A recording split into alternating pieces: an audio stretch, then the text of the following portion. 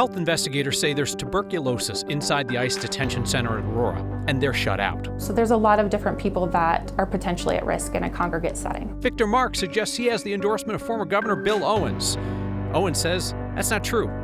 And a woman from Colorado becomes United's most senior pilot. If it's your dream, do some research, figure out how to make it happen. And speaking of dreams, let's fund a scholarship for refugees in memory of a beloved community leader.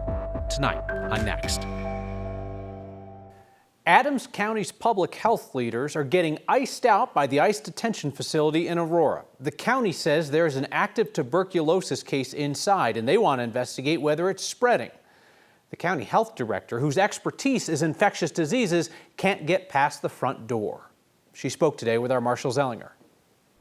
Outside, the Aurora Ice Processing Center is as close as our cameras can get to the inside, which is no closer than Adams County's health director can get to investigate an active tuberculosis case. We just don't know what has happened at all from a clinical standpoint. Kelly Weidenbach is the director of the Adams County Health Department, which has issued a public health order for a tuberculosis case involving a detainee from early June. Geo Group, which runs the facility under a contract with ICE, has not allowed public health experts in to do what Weidenbach would normally want done to investigate TB. We often need to understand where the case patient may have been within the facility, who they might have had contact with, and then even get the list of names of people that they would have been in close proximity to, and we would want to assess every single one of those people. Unrelated to the TB case, the Geo Group sued Colorado and Weidenbach over a state law that just took effect last month. The law requires more access and information about what goes on inside. Geo Group said it's unconstitutional because the company answers to Congress and ICE, and not the state of Colorado. Regarding TB specifically, Colorado law allows for health departments to inspect and have access to all medical records of all medical practitioners, hospitals, institutions, and clinics, both public and private, where persons with known or suspected tuberculosis are treated. In this particular situation, we have not had access to all of the records or personnel or other individuals who we have requested access to. Geo Group is also fighting state and local oversight in Washington State and New Jersey, where the company is part of federal lawsuits trying to prevent those states from similar access to ICE facilities. In a letter to Geo Group last night, Colorado's Public Health Department requested immediate access, but then gave Geo Group until Friday to provide access and records to help determine how many people may have been exposed. At this time, we do not have enough information or knowledge of additional cases. While local public health staff are kept out, members of Congress or their staffers are allowed in for oversight. I can confirm 2 staffers for Congressman Jason Crow were allowed in earlier this month. They did not know about the TB case. And when it comes to exposure concern, Kyle, Adams County Health need to figure out where the ill person was, who they were around, which detainees might be at risk, which staff members might be at risk, which contractors like a plumber or an AC worker. It goes beyond the people who are simply being detained by ICE. Right, and the situation could be totally under control, right? Like this could be totally handled. It's just we don't know because they can't check it out. I asked Weidenbach about the initial report of TB, and she thinks that basically on the front end, everything seemed to be okay, but everything since then, they have no proof of anything at that point, and that's why they need to go in and make sure medicine's being taken, people were interviewed, everything's on the up and up. The county just can't say yes. All right, we'll be watching it all week. Marshall Zellinger, thank you. All of Colorado's Democrats in the U.S. House voted in favor of ending U.S. aid to Israel today. It was a symbolic but landmark vote showing the shifting views within the Democratic Party and its voters. The measure sought to cut $3.3 billion in military and humanitarian aid to Israel from a foreign affairs bill. It failed 104 to 304. All but one Republican, Thomas Massie, who was a sponsor, voted in favor of continuing aid to Israel. The Dems from Colorado put out a joint statement. Representatives Jason Crow, Diana DeGette, Joe Neguse, and Brittany Pedersen said that they support Israel's right to exist and to defend itself, but they said that the U.S. should not be giving military aid to a country that does not comply with U.S. laws and values. DeGette, we should mention, just lost her seat in Congress to a Democratic primary challenger who criticized DeGette for her longtime support of Israel. Republican gubernatorial candidate Victor Marx suggested today that he's getting the endorsement of former Governor Bill Owens, the only Republican governor Colorado's elected in the last 55 years. That could go a long way to help unify the divided Colorado Republican Party. Except it doesn't appear to be true. You talk about Bill Owens, the state in its heyday. It's interesting. He was a Republican governor who used common sense. I got a call yesterday that he's endorsing me. Former Governor Bill Owens told me today he has not made a decision on whether he will endorse Victor Marx for governor. Owens actually endorsed Marx's Republican primary opponent, Barb Kirkmeyer, who called Marx a fraud, says he doesn't tell the truth. She said she won't support him in the general. Owens told me he wants to wait and see how Marx campaigns, how he handles himself before he makes a decision. This actually is not the first time that Victor Marx has faced questions about whether he tells the truth about Bill Owens' endorsement. Longtime Denver Post publisher Dean Singleton, power player in state politics, has said publicly that Marx falsely claimed to him in private during the primary that he had Owens' backing. Marx's campaign told me today that Marx did not lie if you listen to the literal meaning of his words. So let's play it back. You talk about Bill Owens. I got a call yesterday that he's endorsing me. The Marx campaign says that's true, that Victor Marx got a phone call yesterday from someone saying that former Governor Owens intends to endorse him. The campaign acknowledged that former Governor Owens is not currently endorsing Victor Marx. Children's Hospital of Colorado faces a contempt hearing as its doctors refuse to resume gender-affirming care for minors. The hospital stopped prescribing hormone therapy and puberty blockers to patients under 19 in January. That was because of threats from the Trump administration to cut Medicare and Medicaid payments. Last month, the state Supreme Court ordered the hospital to resume the care after families of transgender patients sued, saying that Children's was discriminating based on gender identity. Providers said they weren't going to restart this care because they feared losing their license or facing criminal charges. Children's says they're complying with the order by bringing back the services doctors could offer, but they can't force anybody to provide the care. Lawyers for Children's will be back in court Monday, where a judge will schedule a hearing on those contempt allegations. The Aspen Acres fire down in Pueblo County has burned almost 155 square miles and destroyed more than 330 homes. Then you have the impact to ranchers. One rancher in Beulah told us the fire torched the grassland his cattle need to survive the summer. He says he was able to evacuate all of his animals during the fire, but with nothing for them to eat, he's going to be forced to sell some of them to buy feed for the rest. And I've spent the last 15 years creating the genetics to get this herd where it's at. I don't know if I can find the words for it. A strange landscape now. I mean, you're not used to it. That rancher says he has enough hay right now to last about another month before he'll start selling off parts of the herd. 4 years ago today, our community lost a leader when Ma Kang, a pillar of the refugee community in Denver and Aurora, was killed by a stray bullet. Let's remember her legacy and her impact, helping other people achieve the American dream. This week's Word of Thanks microgiving campaign will fund the Ma Kang Scholarship Fund. We've done this a few years now in Ma Kang's memory and in support of the refugee community in our state. These scholarships go to refugees who are pursuing post-secondary education in fields like teaching, nursing, social work, computer science, and business. This is a project of the Refugee Action Coalition of Colorado through the nonprofit Spring Institute. I've had the opportunity to meet a number of these scholarship recipients over the years, and they are exceptionally impressive. They want to turn their talents into careers that will benefit our community, our country, their new home. Ma Kang's daughter was actually one of the recipients. She's studying to be a lawyer. Scan the QR code on your screen or text the word THANKS to 303-871-1491 and we'll send you that link to donate. Even $5 helps because a bunch of you will do it together. And you know the deal. I'm never going to ask you to give if I don't, so I'll match the first 50 donations of $5 to get us going. More than 8,000 of you have used that same link or text to sign up to make a monthly donation to the Word of Thanks Fund. Put in your info one time. Each month, your donations automatically split among all the nonprofits we feature. And that'll add about $40,000 a week to all 5 campaigns this month. A key feature of Denver's new and improved 16th Street may be short-lived because RTD is more unstable than my weight in college. You know, you just smile thinking about it because it's just been such wonderful memories and wonderful experiences. And she is now #1 on the seniority list, which is dominated by men. That's next.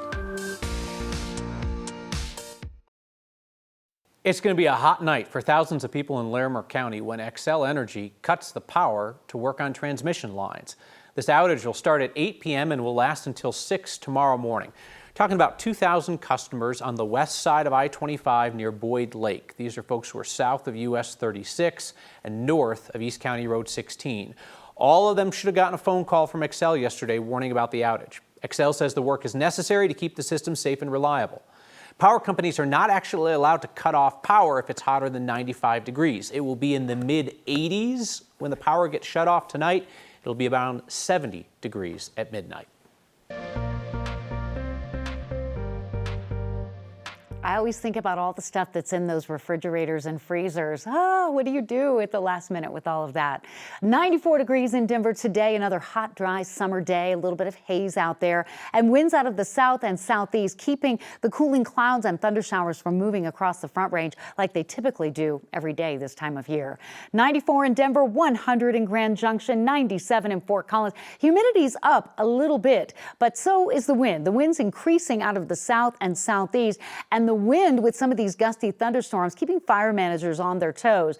The winds out of the southeast keeping smoke out of the Denver area for now, but still under an air quality alert until 4 o'clock tomorrow for ground level ozone. The wildfire smoke an issue for parts of southern Colorado. Air quality issues really are going to be ongoing heading into the upcoming weekend. So if you're in a sensitive group, the air right now is just unhealthy for you to be outdoors for extended periods of time. Some good news. There's a little rain on the radar. We're tracking storms moving from north to south. Too much of a good thing in areas like Mesa County with a flash flood warning out. They're seeing mud and debris and mudslide potential on some of the burn scar areas there. Not going to see much in the way of cloud cover or moisture heading into Denver for the foreseeable future. We've got a very warm night coming up again tonight, but changes on the horizon. Sunday into Monday, after temperatures close to 100 as we close out the weekend, cooler weather and a chance for rain Monday, Tuesday, and Wednesday of next week. The free ride in downtown Denver could be coming to a complete stop. 9 months after 16th Street celebrated its full reopening, RTD is considering ending the free bus service because RTD is looking at a $200 million budget deficit. This is the bus that used to be called the Mall Ride until they told us to stop calling it the 16th Street Mall because branding. Unlike many of RTD's offerings, this one is super popular, more than 2.3 million boardings. RTD is also considering discontinuing several FlexRide bus routes and the B and R light rail lines. Now, these are all just proposals. RTD's board will discuss this week. If cuts are approved, they'll happen sometime next year.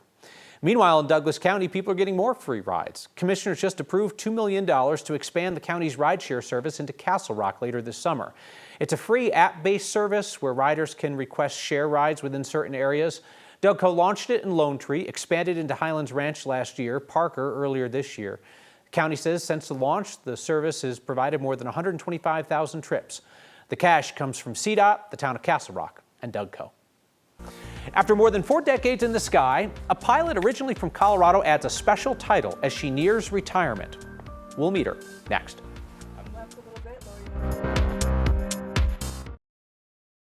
A lot of dudes in cockpits across America, but a woman from Colorado is breaking barriers at United Airlines. As she prepares to retire, our Evan Krugel shares the story behind her history-making career.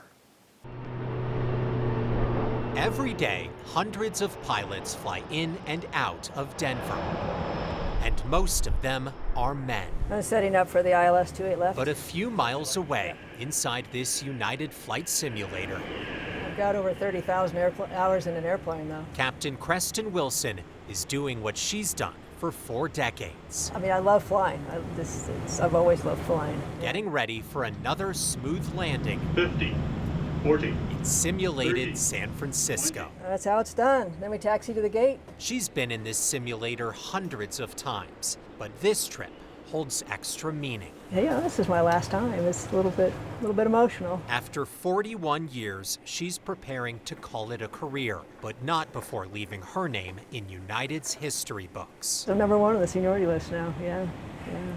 And will be until March when I'm required to retire at age 65. It's the first time a woman has been number 1. Wilson started flying for United at just 22 years old.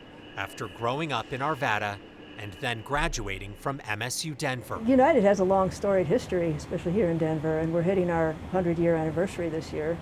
And I've been here almost half of that time, so that's kind of eye-opening. And her career has taken her around the world and then some. Somebody asked me how many miles. I said about 12 million, I think. Less than 10% of commercial airline pilots are women, making Captain Wilson's journey to the top all the more remarkable. How realistic the simulator experiences are. She now calls California home, but still loves flying and even training over Colorado. You can see the mountains over here. Views she hopes other women get a chance to see. Well, I hope that I'm an inspiration to young girls who want to fly. If it's your dream, do some research, figure out how to make it happen. And while this may be her last time in the simulator, her impact in the skies will long outlast her final flight. It's just been such wonderful memories and wonderful experiences. It's been pretty special. Now, commercial pilots have to retire when they turn 65. For Captain Wilson, that'll happen next March. She plans to hike, ski, and yes, travel to even more countries across the globe. Kyle. Hopefully not a backseat pilot when she does. And while you were out, you and photojournalist Mike Grady got your chance at the simulator yourself. Yeah, that thing is wildly realistic. Unfortunately, it does not come with a barf bag. That would have been nice when Mike took the controls. Watch this. A little bit too much. 10. A little too much. Push the nose down a little bit. Now pull back. That's more my line. Yeah, I've had some rough landings at TIA. That took the cake. That was a really rough landing. And we actually were going off the runway before Captain Wilson saved us. So thankfully, she was there with us to guide us. And we've got much more of that posted on the next YouTube page if you want to watch and make fun of us. I don't know. I thought flight simulators, like if you did something wrong, they just kind of like beeped at you or like told you like, that's wrong. No, like you like smacked. No, this is the real deal. A big flight simulator up on like hydraulic lifts. It's the real deal. So you feel it when he yokes back and when he crashes us into the runway. Yeah, no, he put it down hard. All right, Evan Krugel, thank you. Back with your feedback next.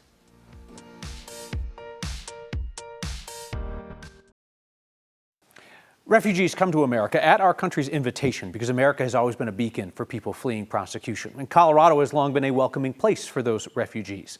Let's continue that legacy tonight. This week's Word of Thanks microgiving campaign supports the Kang Scholarship Fund. Scan the QR code on your screen or text the word thanks to 303-871-1491 to join me in donating. Kang was a longtime community leader and refugee advocate in Denver and Aurora who was killed 4 years ago today by a stray bullet. For years now, this scholarship has helped refugees pursue degrees in nursing, computer science, education, and other careers so that they can succeed and contribute in their new home. Speaking of giving and contributing, this feedback from Glenn tonight about the farmer, or the rancher rather, in Beulah, talking about the need for hay to feed his cattle. Following the fire down there, Glenn says, we need to help the farmer get some hay. Let us know how we can help get this done. He says, my wife and I are weekly contributors to Word of Thanks. Thank you very much. So here's the deal, Glenn.